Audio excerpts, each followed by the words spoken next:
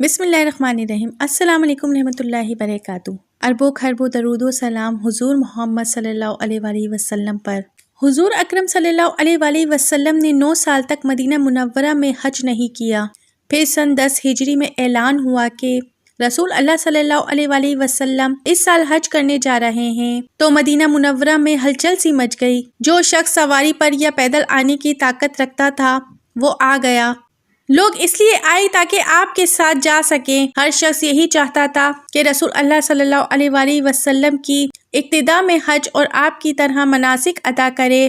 آپ صلی اللہ علیہ وآلہ وسلم نے حج میں خطبہ دیتے ہوئے فرمایا، اہل مدینہ کا میقات ذوالحلیفہ ہے، دوسرے راستے والوں کا میقات جحفہ ہے، اور عراق کے باشندوں کا میقات ذات عراق ہے، اور اہل نجد کا میقات کرن اور یمن والوں کا یلملم ہے۔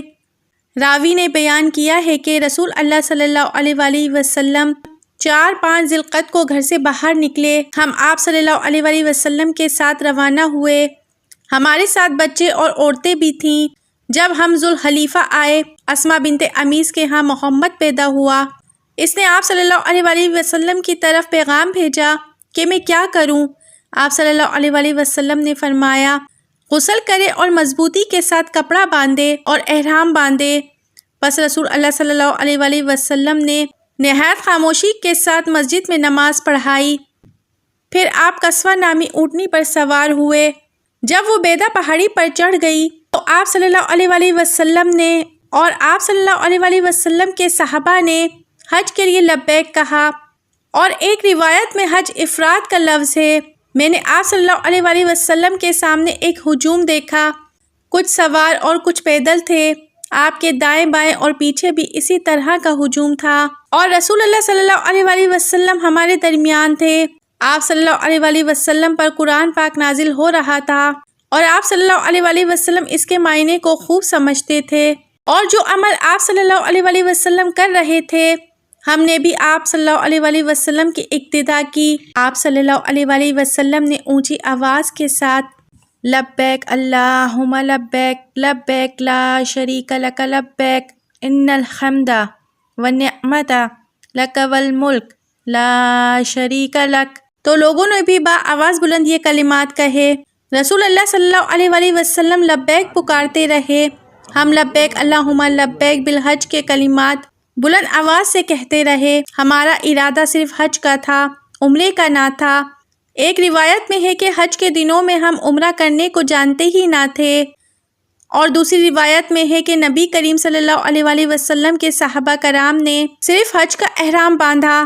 جب ہم آپ کے ساتھ 4 ذی الحجہ کو بیت اللہ آئے، اور ایک روایت میں ہے کہ ہم چاش کے وقت مکہ مکرمہ میں داخل ہوئے، نبی کریم صلی اللہ علیہ وآلہ وسلم نے مسجد حرام کے دروازے پر اپنی سواری کو بٹھایا اور مسجد میں داخل ہو کر رکن یمنی اور حجر اسود کا بوسہ لیا، اور ایک روایت میں حجر اسود کا لفظ آتا ہے۔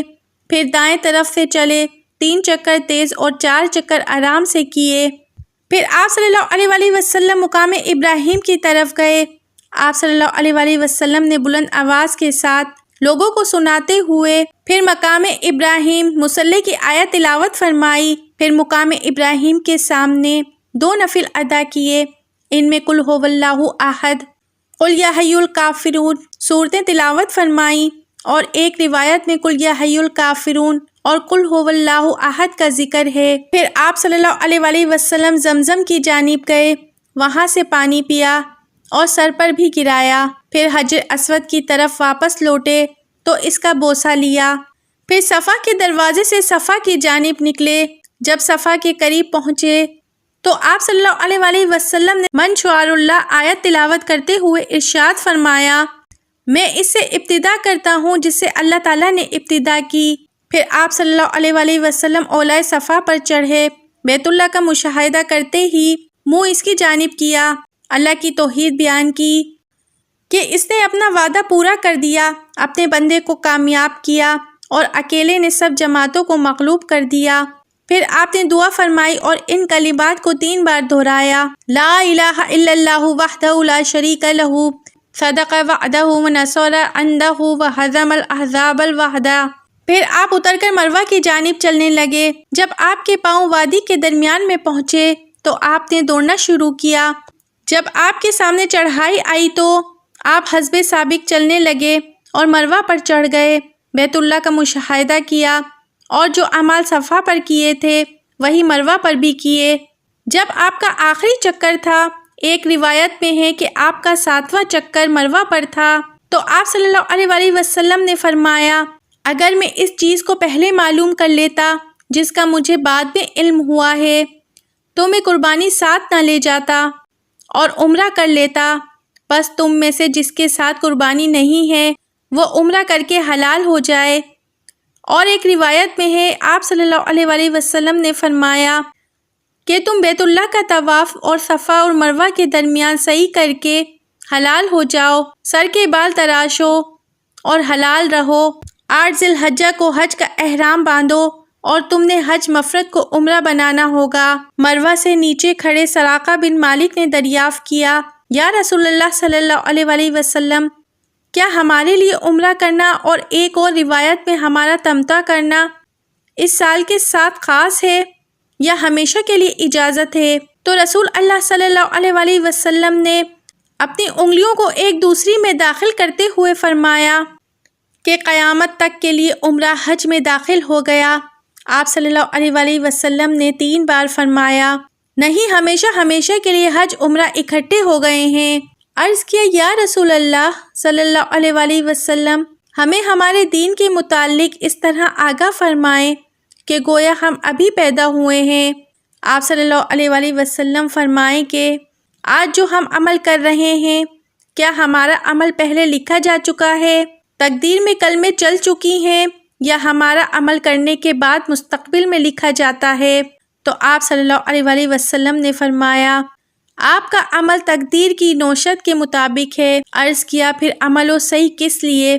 آپ صلی اللہ علیہ وآلہ وسلم نے فرمایا، عمل کرتے رہو، ہر شخص جس کے لیے سرشت کیا گیا ہے اس کی توفیق دی جائے گی۔ ہمیں حکم دیا گیا ہے کہ جب ہم حلال ہو جائیں تو قربانی کریں، چنانچہ ایک اونٹ میں 7 افراد شریک ہوں، اور جس کے پاس قربانی نہیں ہے وہ 3 روزے رکھے۔ جو قربانیاں حضرت علی یمن سے اور نبی کریم صلی اللہ علیہ وآلہ وسلم مدینہ منورہ سے ساتھ لائے تھے، ان کی تعداد 100 تھی۔ راوی بیان کرتا ہے کہ نبی کریم صلی اللہ علیہ وآلہ وسلم اور جن کے پاس قربانی تھی کے علاوہ سب لوگ حلال ہو گئے اور انہوں نے بال کٹوائے۔ جب ذی الحج کی 8ویں تاریخ تھی تو مکہ مکرمہ کو الوداع کہا، بطحا سے حج کا احرام باندھ کر مینا کی جانب روانہ ہوئے۔ رسول اکرم صلی اللہ علیہ وآلہ وسلم سواری پر سوار ہوئے۔ آپ صلی اللہ علیہ وآلہ وسلم نے مینا میں، اور ایک روایت میں ہے کہ ہمیں ظہر، عصر، مغرب، عشاء، فجر کی نماز پڑھائی۔ فجر کے بعد آپ کچھ عرصہ رکے۔ جب سورج نکل آیا تو آپ صلی اللہ علیہ وآلہ وسلم نکلے، اور آپ صلی اللہ علیہ وآلہ وسلم نے خیمے کے متعلق حکم دیا، چنانچہ آپ صلی اللہ علیہ وآلہ وسلم کے لیے نمرہ میں خیمہ لگا دیا گیا۔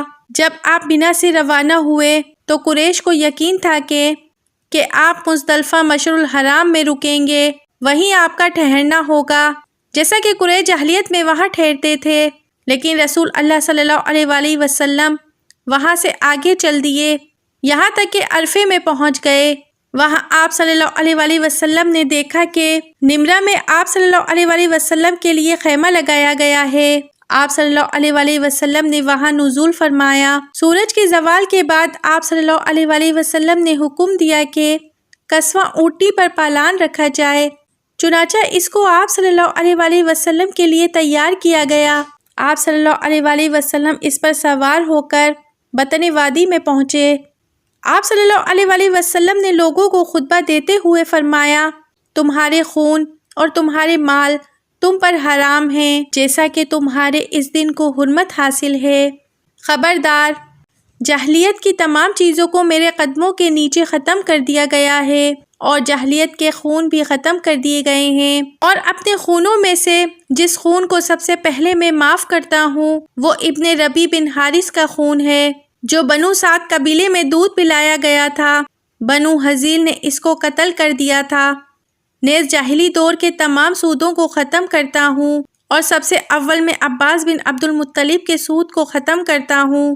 بس تم عورتوں کے بارے میں اللہ کا تقوی اختیار کرو۔ تم نے ان کو اللہ کی امانت کے ساتھ اپنے قبضے میں کیا ہے۔ تمہارے ذمے ان کی خوراک لباس کا بہتر انتظام کرنا ہے، اور میں تم میں ایک ایسی چیز چھوڑ چلا ہوں کہ اگر تم نے اس کو مضبوطی سے تھامے رکھا تو تم کبھی گمراہ نہ ہو سکو گے۔ وہ کتاب اللہ ہے، اور تم سے میرے متعلق سوال ہوگا تو تم کیا جواب دو گے؟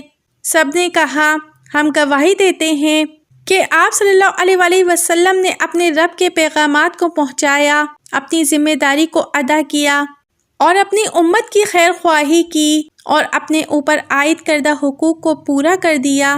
تو آپ صلی اللہ علیہ وآلہ وسلم نے اپنی شہادت کی انگلی کو آسمان کی طرف بلند کرتے ہوئے اور لوگوں کی طرف جھکاتے ہوئے اشارہ کیا، اے اللہ گواہ ہو جا، اے اللہ گواہ ہو جا۔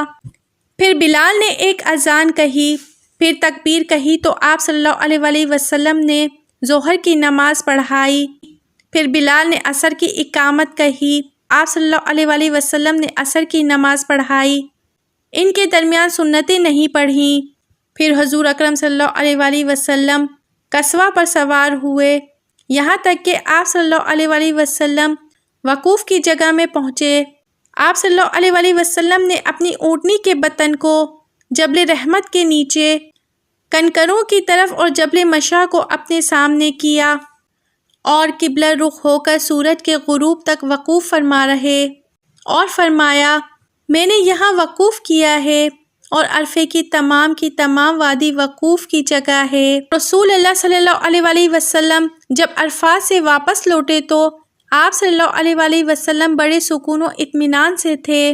آپ صلی اللہ علیہ وآلہ وسلم نے اونٹنی کی لگام کو کھینچ رکھا تھا، یہاں تک کہ اس کا سر آپ صلی اللہ علیہ وآلہ وسلم کے پالان کے درمیان لگ رہا تھا، اور آپ صلی اللہ علیہ وآلہ وسلم اپنے داہنے ہاتھ کی ہتھیلی سے آسمان کی جانب اشارہ کرتے ہوئے فرما رہے تھے، لوگوں سکون و اطمینان اختیار کرو۔ جب بھی آپ صلی اللہ علیہ وآلہ وسلم کسی ریت کے تودے پر سے گزرتے تو لگام ذرا ڈھیلی کر دیتے تاکہ اونٹنی اس پر چڑھ جائے، یہاں تک کہ آپ صلی اللہ علیہ وآلہ وسلم مزدلفہ پہنچ گئے۔ وہاں آپ صلی اللہ علیہ وآلہ وسلم نے مغرب اور عشاء کی نمازیں ایک اذان اور 2 تکبیروں کے ساتھ پڑھائیں، ان کے درمیان نفل نہیں پڑھے۔ پھر رسول اللہ صلی اللہ علیہ وآلہ وسلم صبح صادق تک لیٹے رہے۔ جو ہی صبح صادق نمودار ہوئی، آپ صلی اللہ علیہ وآلہ وسلم نے فجر کی نماز اذان اور تکبیر کے ساتھ پڑھائی۔ پھر آپ قصوہ پر سوار ہو کر مشہور حرام پر چڑھ گئے، وہاں قبلہ رخ ہو کر دعا کی، توحید کے کلمے کہے۔ آپ صلی اللہ علیہ وآلہ وسلم وہاں وقوف فرما رہے، یہاں تک کہ روشنی نمایاں ہو گئی، اور فرمایا، میں نے یہاں وقوف کیا ہے اور مزدلفہ تمام وقوف کی جگہ ہے۔ آپ صلی اللہ علیہ وآلہ وسلم سورج طلوع ہونے سے پہلے مزدلفہ سے چل پڑے۔ پھر آپ صلی اللہ علیہ وآلہ وسلم درمیانی راستے پر چلے جو جمرہ کبریٰ پر پہنچتا ہے، یہاں تک کہ آپ صلی اللہ علیہ وآلہ وسلم اس جمرے پر آئے جو درخت کے پاس ہے، تو آپ صلی اللہ علیہ وآلہ وسلم نے اس کو چاش کے وقت 7 کنکر مارے، ہر کنکر کے ساتھ اللہ اکبر کہتے۔ یاد رہے کنکر لوبیا کے دانے کے تقریباً برابر تھے۔ آپ صلی اللہ علیہ وآلہ وسلم نے بطن وادی سے کنکر مارے۔ آپ صلی اللہ علیہ وآلہ وسلم سواری پر تھے اور فرما رہے تھے کہ مناسک حج معلوم کرو، شاید میں اس سال کے بعد حج پر نہ آؤں۔ جمرہ عقبہ کو کنکر مار رہے تھے تو آپ صلی اللہ علیہ وآلہ وسلم کو سراقہ ملا۔ اس نے دریافت کیا، یا رسول اللہ، کیا یہ ہمارے لیے خاص ہے؟ فرمایا، نہیں، بلکہ یہ ہمیشہ کے لیے ہے۔ پھر آپ صلی اللہ علیہ وآلہ وسلم مصبہ تشریف لے گئے۔ آپ صلی اللہ علیہ وآلہ وسلم نے وہاں اپنے ہاتھ کے ساتھ 63 قربانیاں ذبح کیں۔ پھر حضرت علی رضی اللہ تعالیٰ عنہ نے باقی ماندہ قربانیوں کو ذبح کیا۔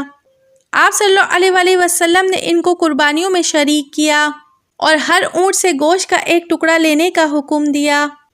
چنانچہ انہیں ایک ہانڈی میں ڈالا گیا، ان کا سالن پکایا گیا، دونوں نے گوشت کھایا اور شوربہ پیا۔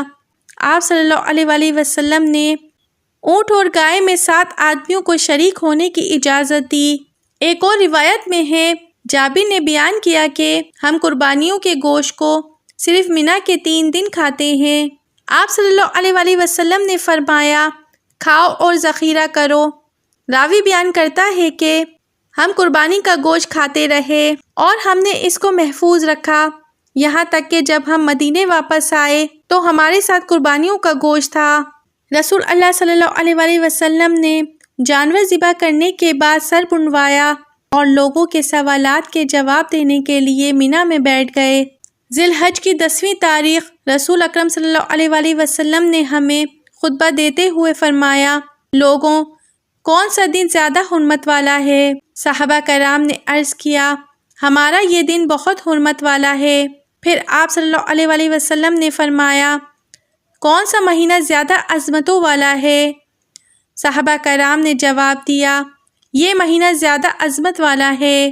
آپ صلی اللہ علیہ وآلہ وسلم نے فرمایا کیا میں نے اللہ کے احکام پہنچا دیے؟